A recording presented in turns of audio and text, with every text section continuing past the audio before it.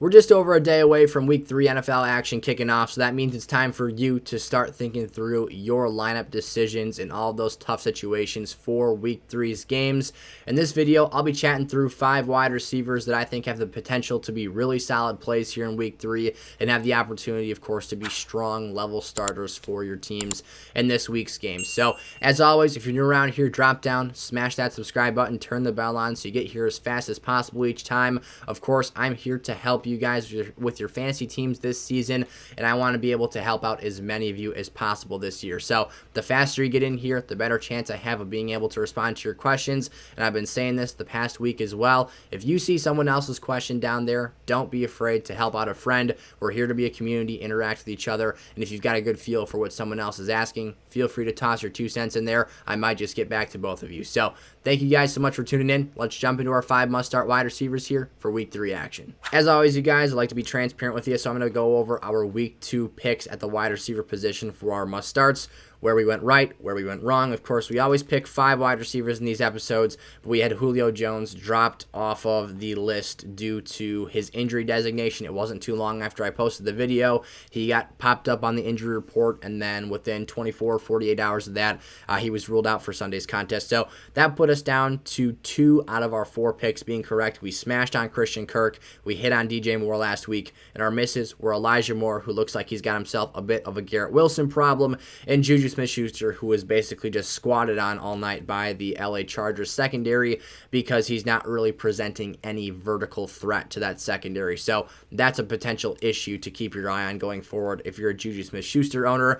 Of course, though, not many secondaries have quite the personnel that the Chargers have on that back end. So let's start talking about a receiver this week I am very excited about here, that being Brandin Cooks of the Houston Texans, who are 3-point underdogs taking on the Chicago Bears this week. Talking about the first 2 weeks of games for Brandin Cooks here, he has done fantastic things. The production didn't show up this past week, but as we talked about last week, missing fantasy points are something that I really want to talk through this year because it doesn't always tell the true story. You know, the production total at the end of the week, you got to look through some of the narrowly missed opportunities that are being provided for some of these players. So the first 2 games of the season have totaled in 22 targets for Brandin Cooks, double-digit targets every week. He had 10 this past week. He had 12 in week 1, but he had a tough game. Just 7.4 points against a very stout Denver secondary. They've got some really good personnel on that back end.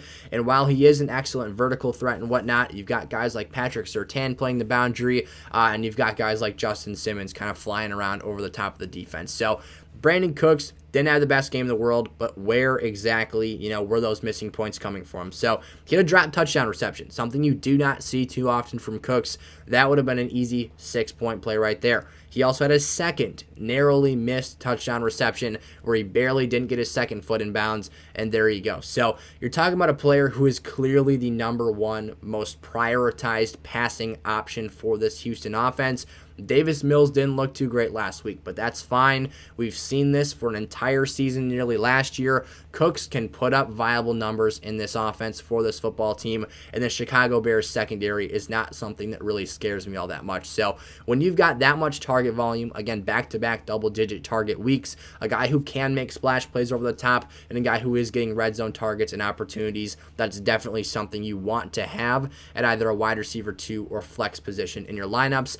Lo and behold, hooray, hooray, after being 2 straight weeks on the must-sit list, Adam Thielen makes his first appearance on the must-starts here for Week 3, taking on the Detroit Lions. What I love to see about Adam Thielen, despite the quiet numbers here, is 95% of the snaps for this Vikings offense in each of the first 2 games. He has been on the football field. Those are fantastic and phenomenal numbers. We saw him have his highest target game of the season this past week at 7 in Week 2. Not elite territory, but you can't expect that. That's why he's a fringe lineup player here in a given matchup, and obviously you can't expect that with Justin Jefferson on the field.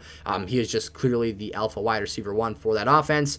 And then you had this dynamic where I think Kirk Cousins kind of had a reality check against Philadelphia on Monday night. He realized he can't just force the ball to Justin Jefferson over and over and over again, because then the defense just completely takes him away and is a deer in headlights. So we saw Thielen make some incredible tightrope sideline grabs where we were inches away from another Kirk Cousins interception.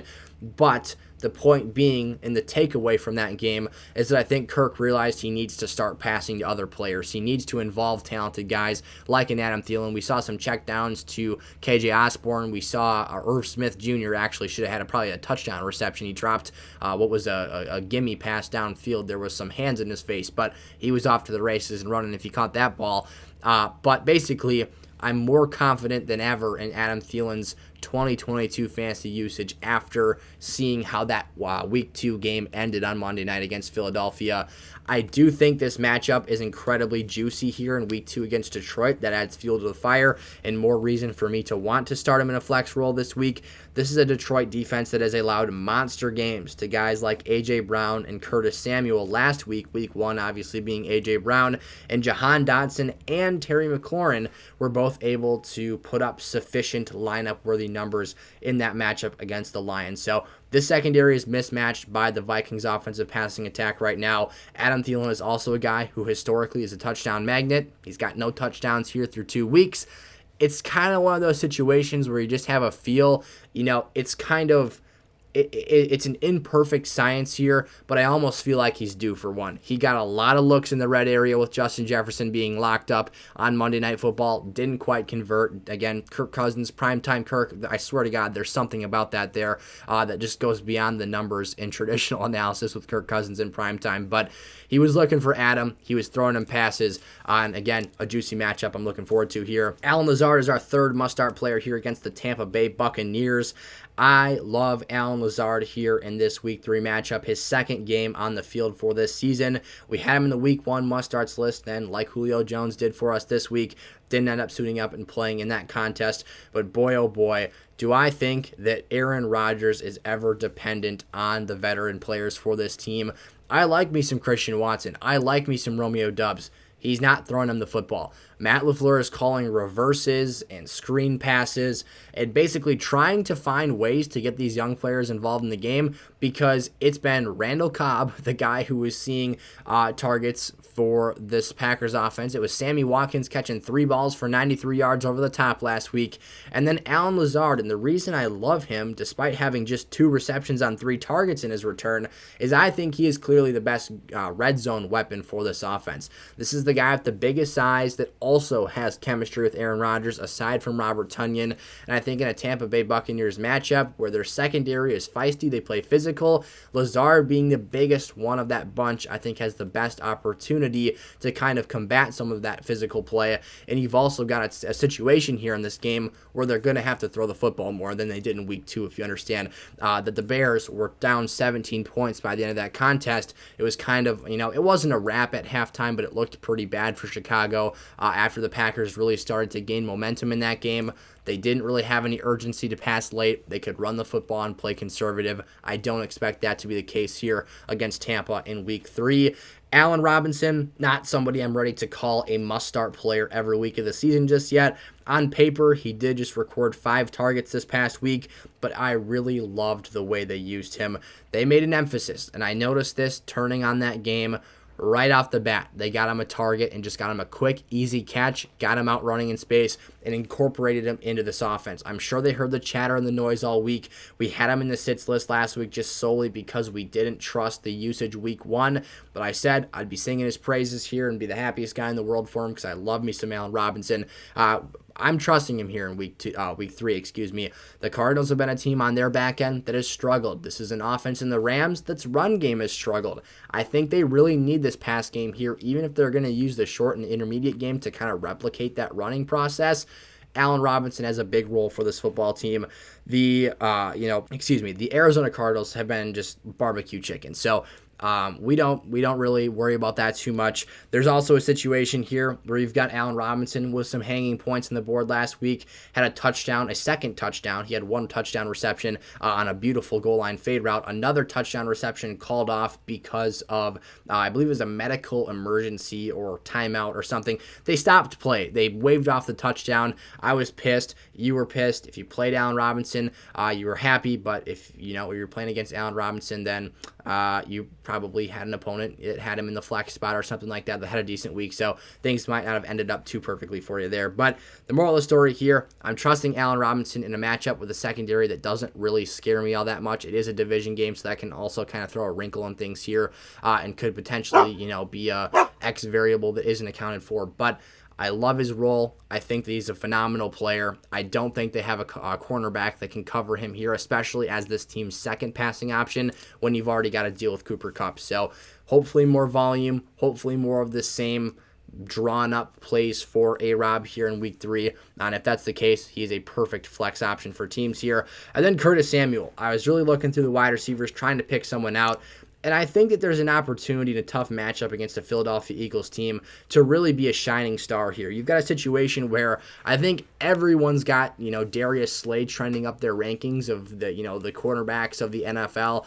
And when I kind of sat back and thought about this game here, it seems to me like Terry McLaurin's going to be the one getting the short end of the stick. And you'll see in another video I published today that Terry McLaurin is someone that I'm a little bit nervous about, because I think that if Darius Slay is playing this feisty brand of football, we saw him shut down a guy like Justin Jefferson this past week, hold him to 6 catches for 48 yards. That's shut down by his standards. If he's devoting his attention to a Terry McLaurin or a boundary receiver, maybe it's a Jahan Dotson as well, Curtis Samuel can be eaten in the slot here.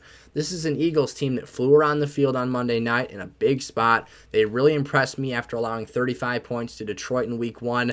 But I truly think, you saw how Amon-Ra St. Brown ate up this team. I'm not saying Curtis Samuel's Amon-Ra St. Brown, but he is a slot receiver and a very talented one at that. So this is also a player in back-to-back weeks who has led this Washington offense in targets. He's averaging 10 targets per game, 20 total on the season. I think if McLaurin gets the worst of it here, Curtis Samuel being the guy who at the snap of the ball, playing off the line of scrimmage, is the closest to Carson Wentz at the time of snapping the football. They can put him in motion and do some dynamic things, put him in the backfield as well. I've loved the, kind of chip role they're giving him to kind of just brush off an edge rusher, turn around, catch a football, and get his eyes upfield. They're using him in the right ways. They are getting him the football in very dynamic settings. The other thing I did want to note here, in both games this season, he has a touchdown reception. I took away those touchdowns, and if